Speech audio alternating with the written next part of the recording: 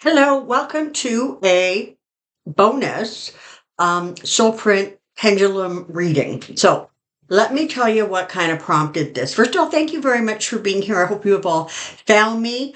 And if you're found me by fluke, please try to hit the bell beside the subscribe button. And then that way you'll be notified of, any videos I put out, particularly when I do something like this where I just sort of randomly do it.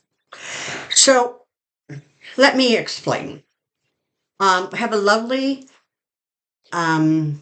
viewer and subscriber, and for reasons only I think Mercury could explain, her questions and Joyce's um, ability to deal with the questions and send them to me, they're never in sync. And so what's happening is that she asks these really, really good questions, and then they don't get answered, and then maybe or maybe not they'll be caught in the next video. So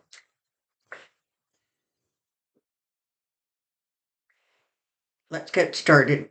CC Rider 222, this is for you and everyone else. All right. Okay. Where did they go? Where did they go? It's a really long list of questions. Okay. First question.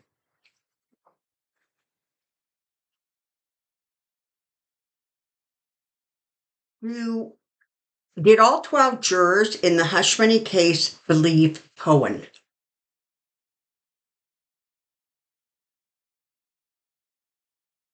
Yep. That's a yes, all right. Do all 12 jurors think Trump is guilty of a felony at this point?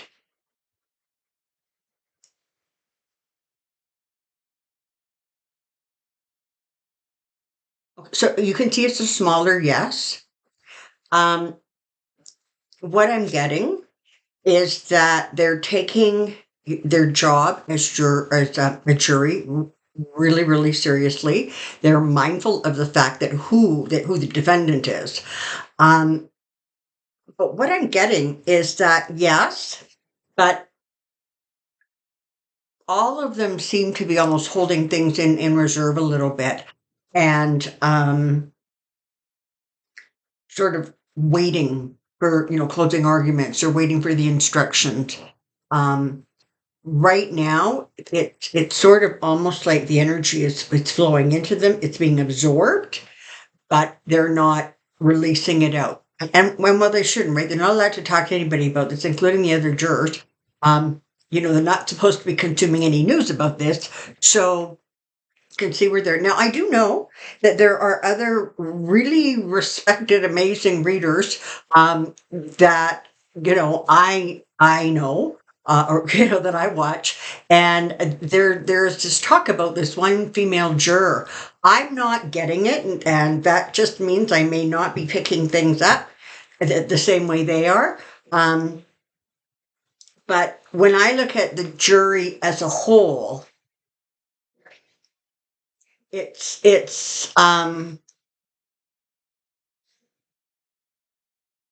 okay. Let me try and explain this to you.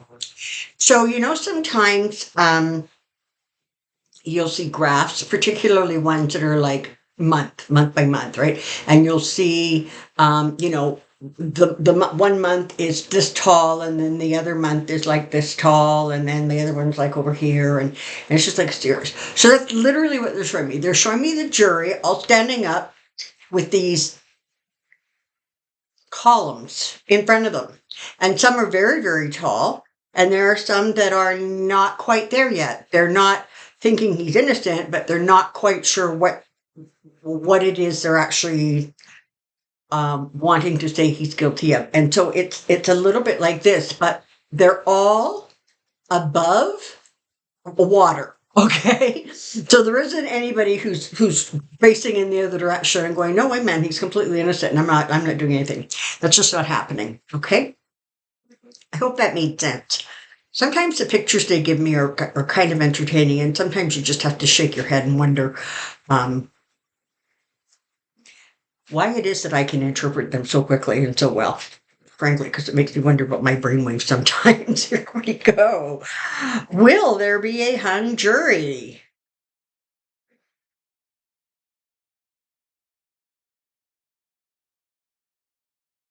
No, that's a really, really, really big no. So everybody, let's just take a deep breath and exhale. Will all 12 jurors find Trump guilty of all 34 felony counts?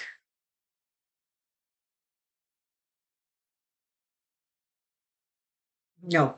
Now, I don't know how many of you might have heard this or not heard this, but it's really interesting because apparently in the jury instructions, so what they need to know is they need to be at what the prosecutor to do is they needed to prove that when they covered up the money, that it was in furtherance of another crime, and that's what made it a felony as opposed to just a misdemeanor. And so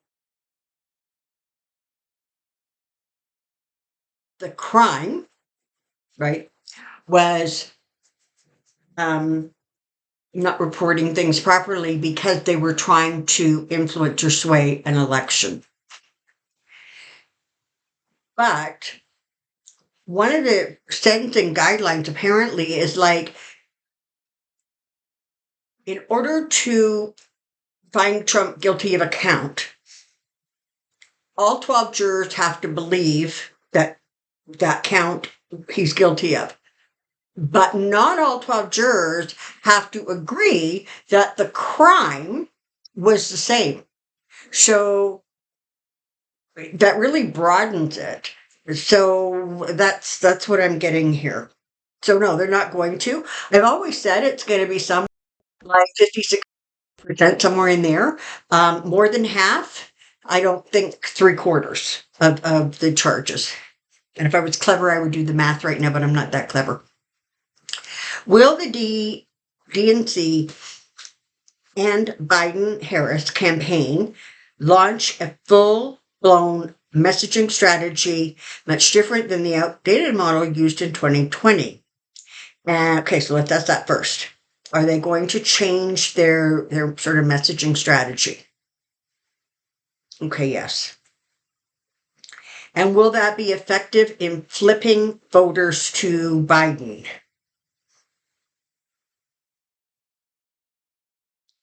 And that's a yes. Are voters nationwide seeing through the fake polls? Not so much. So there are still people, this is the thing, right? It's whatever reinforces our own bias, we tend to think is accurate. And whatever doesn't reflect our bias, we tend to think of that as somehow faulty. When I think, in fact, all the polls are faulty to varying degrees, which is how come, newscasters are forever flabbergasted by what happens in elections because they were putting too much emphasis on what the polls said. And in fact, the polls were not an accurate reflection of how the people of the United States were feeling. Are swing voters brainwashed by the fake polls?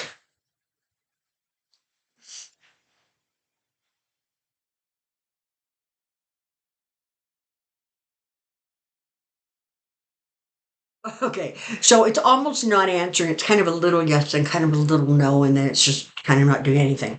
So, in some ways, I just think it's too broad a question, right? I think some of them are, some of them are not, some of them think it's foolishness, and a whole bunch of them aren't even paying any attention yet. Under the Judicial Conduct and Disciplinary Act, hey, who knew they had one? Anyone can file an ethics complaint against Judge Cannon. Glenn Kushner, who has a very nice YouTube channel on here, posted a how-to video on his Twitter and YouTube, walking the viewers through the process and giving examples of her bias and incompetency. In a Salon article to use, to use the form. The complaint is sent to the 11th Circuit Court of Appeals. Will the complaint force Cannon to recuse herself?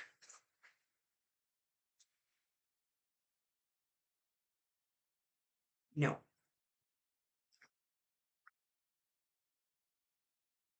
Will the 11th Circuit Court Judicial Review Committee force Cannon to recuse herself due to the complaints?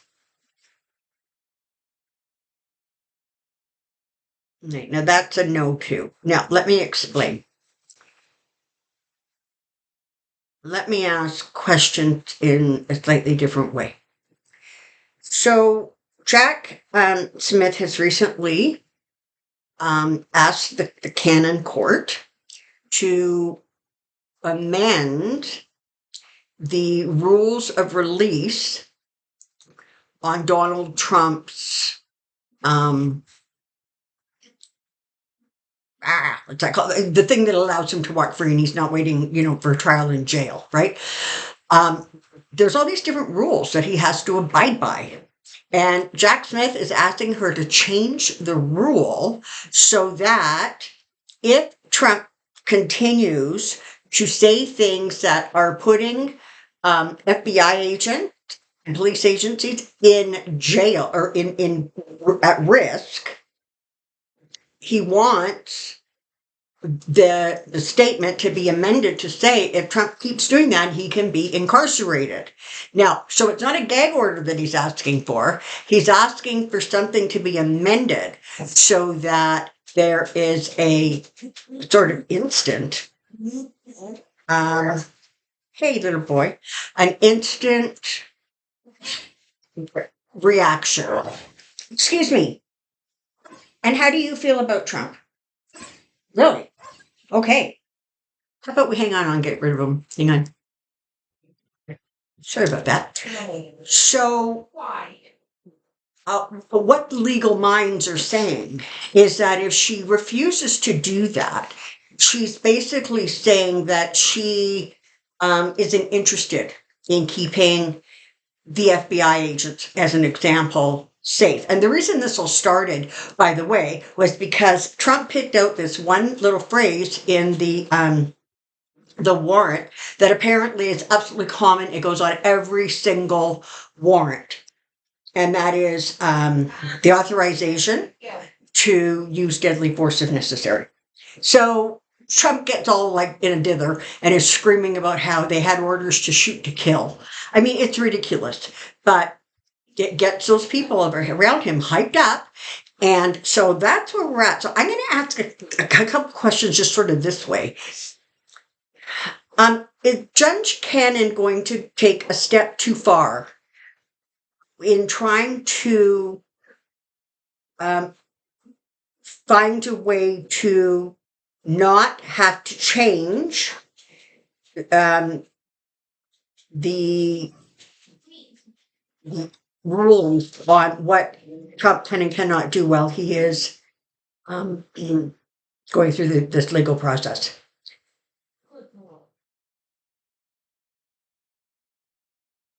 Okay, so she's going to try to figure out a way to get around it. Does that already finally give Jack Smith enough ammunition to try to get her removed or to apply enough pressure so she finally removes herself? Yes. So I think that is the documents case out of Florida. Is that going to end up being reassigned to another judge? Okay, that's a strong yes. I think this is one of those situations where we're going to hang on to the strong yes, and we're not going to question how the universe is going to make that happen.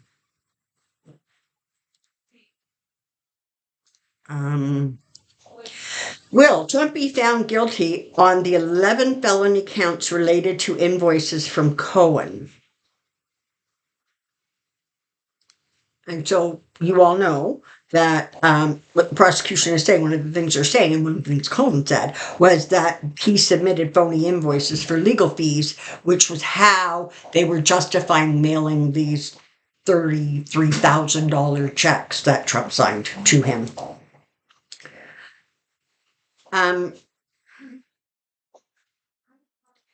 Is Trump going to be found guilty of some of the 11 felony counts related to the invoices from Cohen?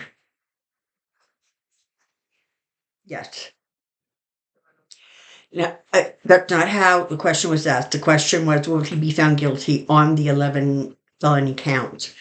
And that's a really broad question, even though it doesn't seem like it, because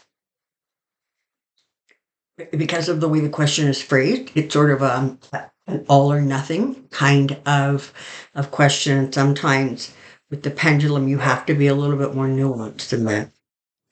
Will Trump be found guilty on the 11 felony counts related to the checks written by Mr. Trump or using his funds to reimburse Michael Cohen? Okay. Are there going to be guilty verdicts on some or all of the 11 felony counts?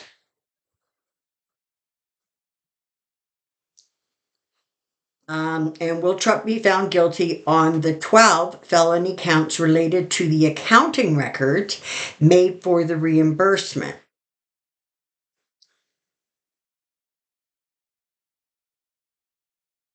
So again, same kind of thing, right? So yes, but I'm not. I don't want an answer for every single one of them. They could, but you know, when you're dealing with a pendulum, sometimes you just really need to keep your questions. You know, okay. PC Writer, that was for you and everybody else.